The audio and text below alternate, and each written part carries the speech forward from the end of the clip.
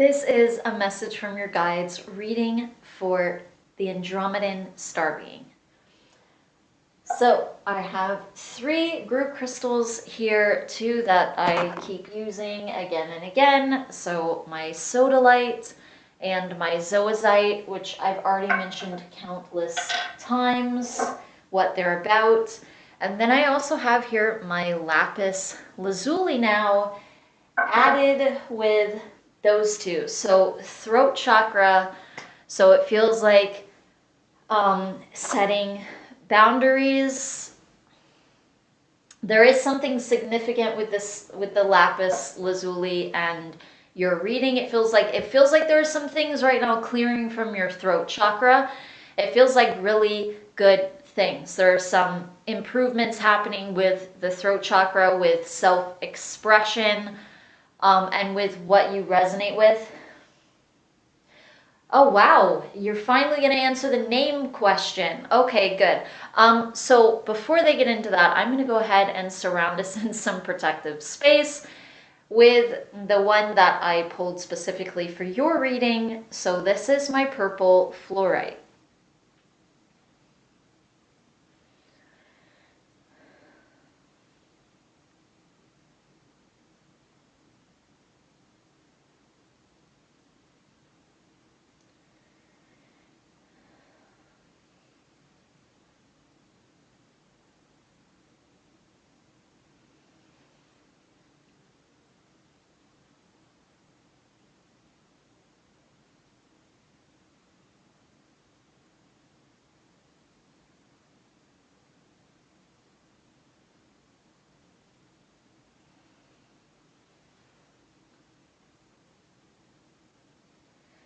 Wow, I have a really old guide coming up.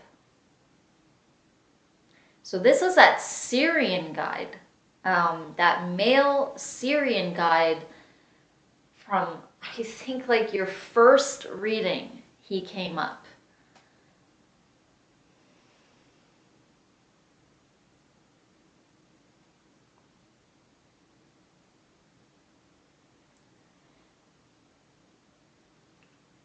So it feels like he's stepping in a little bit more closely now. He's helping you heal from some different things. He's also helping you with your physical body.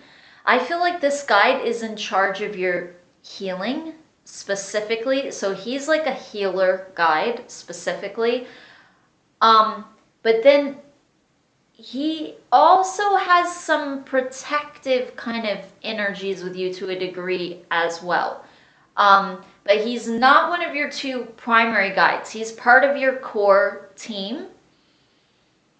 But so he has a specific area. So I was just explaining this in another reading. So primary guides tend to be like sort of 2 general guides. Everybody always has 2. I've only had like a very rare exceptions during any readings, and the only time that came up was a couple of times when a person had 1 and they were androgynous. Otherwise, it's always been 1 male and 1 female. And they kind of oversee like everything in general. The others, they can be part of your core team, but they tend to have a specific area that they're kind of in charge of. And then the 2 primary guides sort of are in charge of everything. They kind of oversee everything.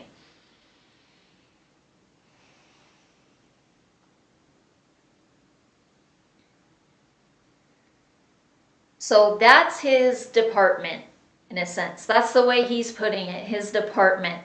Or that's the way your guides are putting it, his department.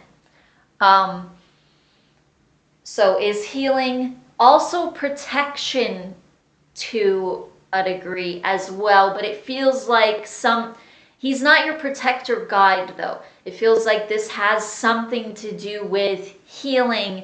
Okay, and it feels like there's that saying, prevention is better than a cure. So it feels like as your healer guide, he can also protect you from certain influences and things that he would need to heal you from. if they were to happen to you or come towards you or whatnot.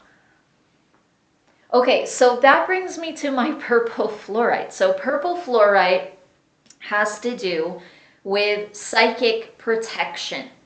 Okay, it has to do with psychic abilities in general as well, but I don't really feel like that's the focus right now, or like the reason why they had me pull the stone. It feels like the reason is more psychic protection. There's also a thing about setting boundaries. That was coming up with the lapis lazuli over here too. Now, my sodalite as well. This is also a throat chakra stone. This also has to do with setting boundaries. There are some other throat chakra stones that are like my aura quartz, my angel aura quartz. I pulled that one before. That's a little bit softer. It's still a throat chakra stone, but it's more about healing, connecting with higher energies, and more expressing in that way. So the sodalite is more focused, more charged. And so there's also that energy of setting healthy boundaries and communicating effectively, communicating in front of others, being yourself, honoring yourself, being who you are. But some of this feels like setting boundaries with yourself as well. Almost learning not to, in a sense, go overboard or go too far. Like you have to set boundaries. They're saying you have to set boundaries like when it comes to your stress levels and making sure that almost like you don't allow yourself to be triggered by certain things or pulled into certain energies no matter what's happening. So I feel like a lot of the things that you experienced, even to a degree, are experiencing. Even though you're kind of starting to step out of that, still it feels like still presently are experiencing, but you're, even though you're pulling out of it. So it's still a current thing, even though the energy is starting to die down, which is really good. So you're kind of at the end of that, but it's still kind of trickling out. It's still there presently in your energy current, in a sense. So it's there in your auric field still, and it's what you're pulling out of.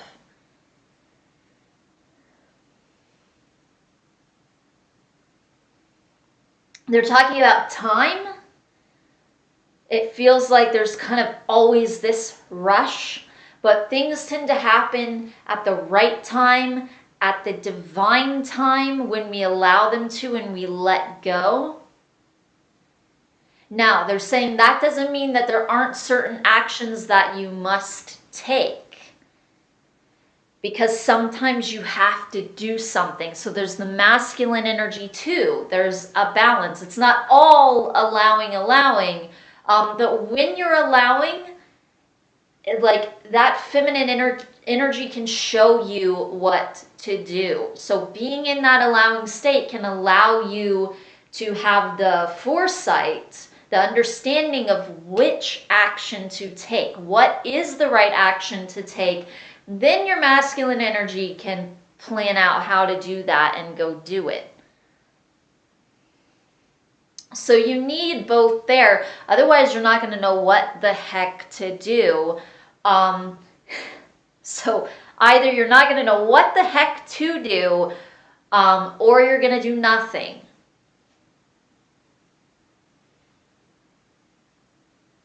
So like you're going to be doing everything wrong, but still doing everything, or you're just going to be doing nothing at all.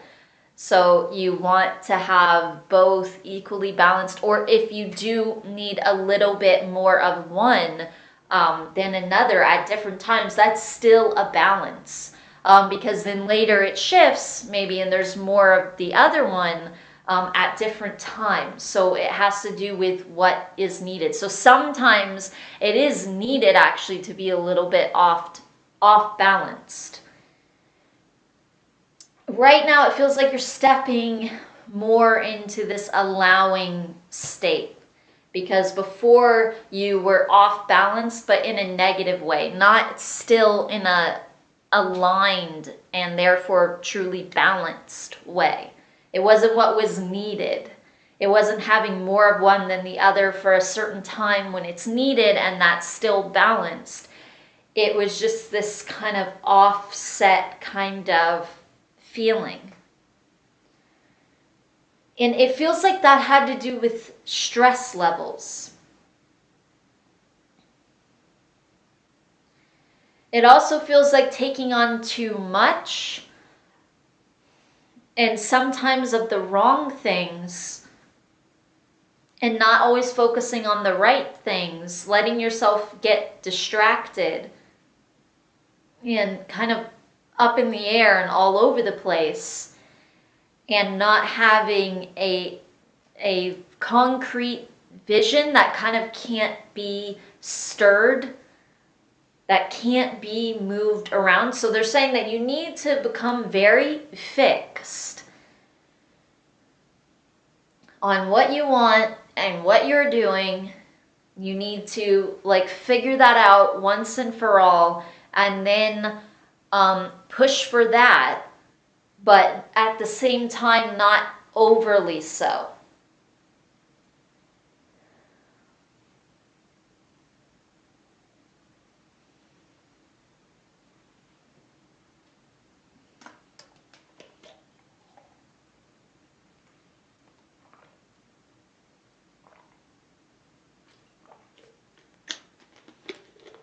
Okay, so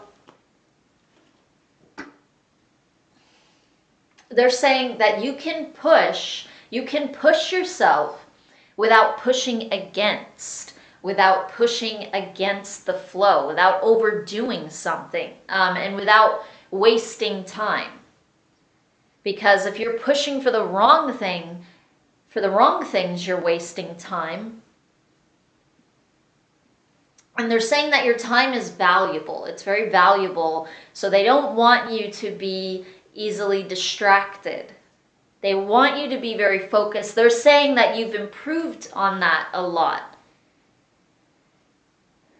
They're saying that right now the focus needs to be on healing. This is why this specific guide is coming through, because the focus needs to especially be on the healing aspect of things. Healing your physical body, healing your mind, healing your emotions, taking that time, taking that space, evaluating, recharging, and then you can push forward with the correct energy, with the correct response to things happening around you. So the reason that they're saying that is because they're saying responding correctly to situations versus becoming triggered by them, and becoming stressed out, which they're also saying spoils the moment. It spoils the present moment. And they're saying that spoils because now they're also using the word rotten, like it's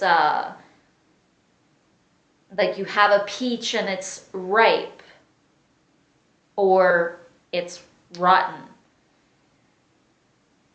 So it takes something good, it takes something ripe that you want to eat, that you want to use, and it spoils that. It spoils the creativity, it spoils the energetic flow of that present circumstance, that present moment, the feeling of being in the present.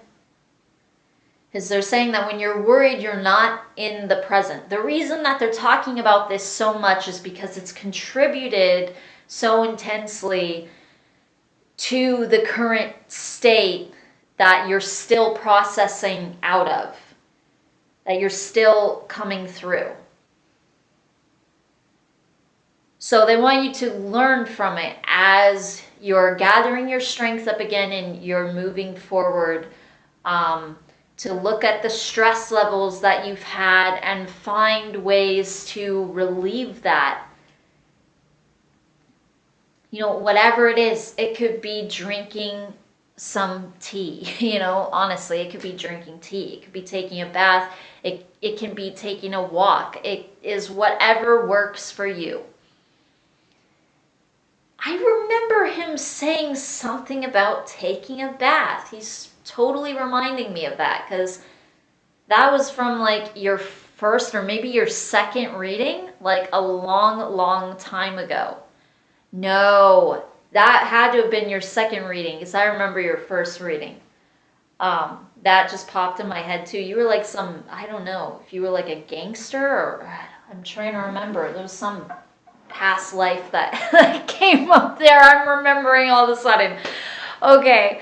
But yeah, then he came in the next reading. I don't know why he's reminding me of all this stuff. That's funny though. Yeah, you were like a gangster in that past life. Okay, but anyway, anyway, um, that is really funny. So then he was talking about the bath, though. He was talking about a bath, and it had something to do with your emotions. And he's talking about healing your emotions and kind of unwinding, also connecting to him and his energy. Right, okay, that makes sense since he's from Sirius. But he helps you heal, and he helps with your emotional balance. So working with him is a really good idea to relieve stress and get in tune with yourself. So he's saying you can call him the healer for now. You can call him the Syrian, whatever helps you connect the best. I'm not sure if there was something that came up to call him during that reading or not, but it kind of feels like whatever flows out best for you, whatever you kind of naturally tend to say or call him will work, because I feel like it's especially about a vibration. Sometimes guides come in and they're like, my name is whatever, you know, my name is Felikastrina, the Council for the Assistance to Earth. She came in with that in one shot. But then other times it's like, this is my vibration. This is what I do. It doesn't matter so much specifically how that's pronounced, in a sense. Just whatever kind of flows out for you. So it's about the energy of his name. He definitely feels very relaxed, very relaxing, which is how healer guides feel. They tend to have that very kind of comforting, relaxing, soothing. It almost feels like a kind of slow kind of energy. It makes you kind of slow down. So almost a kind of meditative type of energy is the feeling from a guide like that.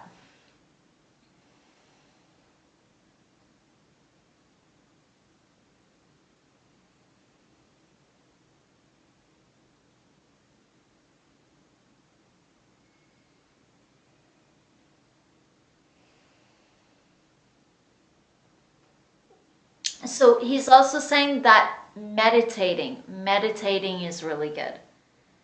Meditating definitely relieves stress levels. It helps you focus more. I feel like they've talked about that though in other readings though, he's saying. So they don't need to go over that so much. And I also get a feeling that you do meditate, even if you do sometimes take some breaks from it, or you don't always feel like you can. So he's saying it's good to be as repetitive with it as possible, but you still tend to do that.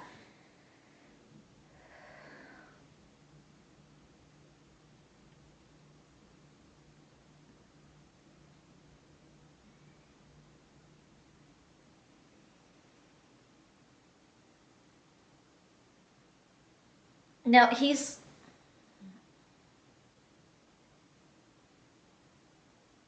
also though relaxing and meditating in the water. But then there is also a kind of earth feeling as well, if you can. if you can find a kind of good, kind of clear or clearish space where you can be outside with some land or nature, then that's a good idea. That's a good thing. But otherwise, the water can be really helpful, and that's really simple. And it's really simple to do. Even this idea of tea, though, um, I still feel like that's connecting you to his energy just because it's like a liquid, but also this idea of warm water. Is that something that a bath and tea tend to have in common? They're both warm.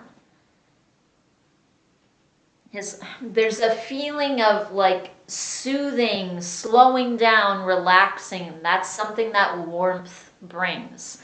You're obviously not going to feel as relaxed if you're more cold.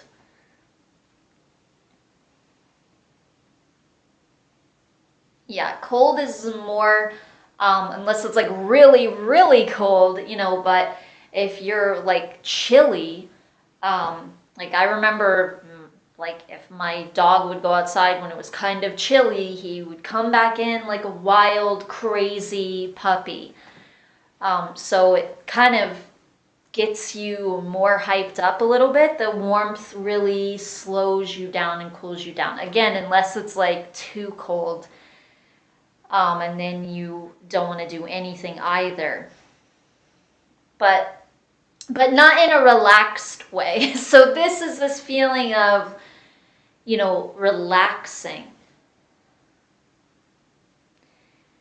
Being warm, slowing down, relaxing, contemplating, meditating, um, working to kind of still your mind, think about positive things, even have like positive music going. And it feels like these are all things that can attract his specific energy, your healer guide. And that's obviously the specific guide that you would want to work with, especially when you're healing yourself.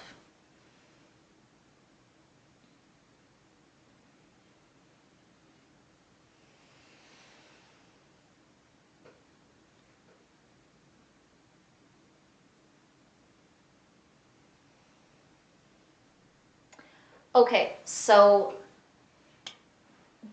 they're stopping for now, but I have a few more minutes here. So I'm going to go ahead and do some clearing.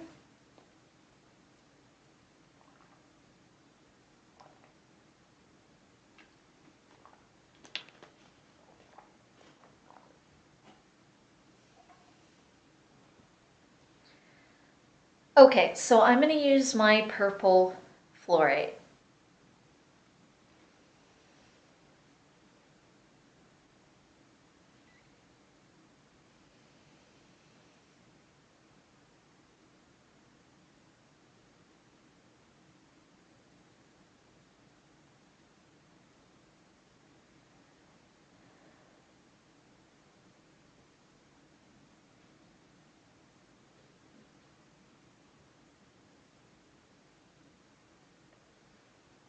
Okay, so this energy here at your head is definitely starting to clear.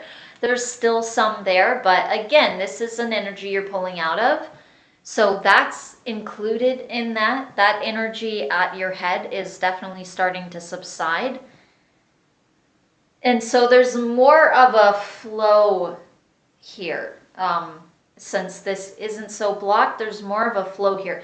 Now that was especially in your mental body, your emotional body as well, but it feels like it really started in the mental body and then it spread to some other bodies as well, and eventually it spread to the physical body as well, where you were having really bad headaches. But it feels like this started with the mental body.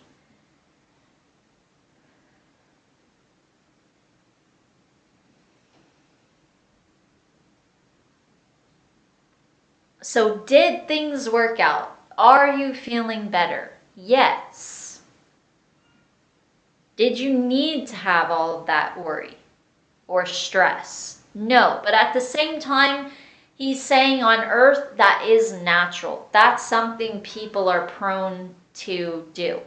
So they're not getting on to you at all for that. It's just something that they're pointing out to you to help you to respond differently next time. Again, that what they were saying before, correct, responding correctly. Correct responses versus having triggered emotional and mental responses. And then eventually physical ones as well. Physical responses manifest also. So you don't want your body to be responding to that energy. You want your body to be responding to a balanced energy.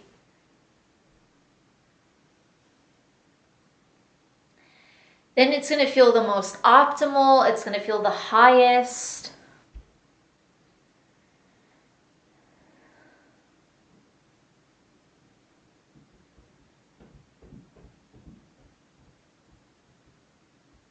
So good nutrition and taking in liquids, and that feels specifically like it has to do with connecting to his energy. This isn't really having to do with what they were saying last time, because they're reminding me that last time even they were saying water. They were saying to drink water, but that feels like more like it actually had to do with hydrating your body. Your body needed to be more hydrated, it needed more fluids. That feels like more of a physical thing. Even though water can be like an emotional cleansing tool, and really with any of the bodies it can be. But it feels like it had to do with healing as well, and hydration. Even coconut water, it feels like. So something very natural that your body can respond well to, very hydrating. Also, even electrolytes is something that he's mentioning. Drinking fluids that are high in electrolytes is really good. But that was just more like for your physical body and having to do with healing it. This is more having to do with connecting to his energy. That would be the warm liquids. And then just liquid and water in general, like in the bath, like he was mentioning. So that's having to do with connecting to his energy. The other thing was more having to do with health, like physical health.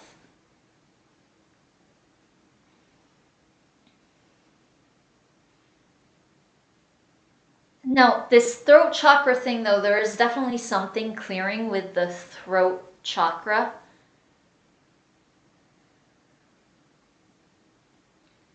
There's also still something there that kind of needs to be cleared. It feels like a thought form. I don't feel like they're going to get into what this thought form is, really. Part of it might even be the time frame, since I'm almost to the time frame.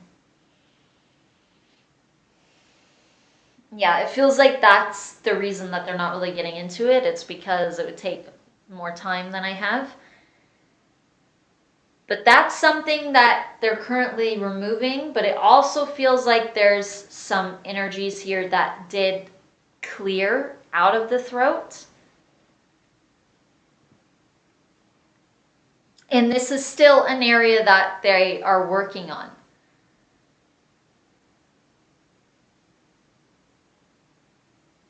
But this is getting more clear in this area, so that's a really good thing. But again, this feels like it has somehow to do with setting boundaries with yourself. Almost your thoughts, the way that you're thinking, the way that you're speaking, the way that you're feeling, that all has to do with your expression. And your throat chakra has to do with your expression. It's not only things that you're saying, there are obviously all these vast ways that we are communicating. So this is about how we communicate.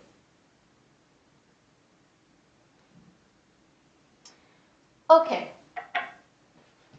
So that is all that your guides have to say for this reading. So thank you very much for another one, and I will see you in another reading soon. Namaste.